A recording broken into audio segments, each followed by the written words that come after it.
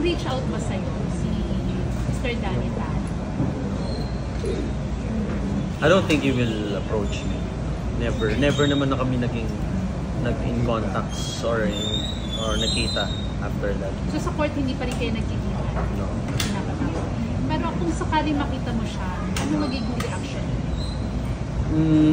Ako, taas noo ako na haharap sa kanya. Dahil, you know, I know my truth.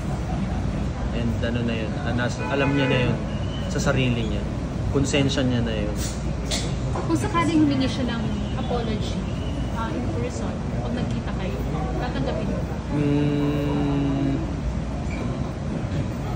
I would say yes, I would accept his apology, but you know, I think he needs to face yung justice sa law, sa batas. Yeah. Kasi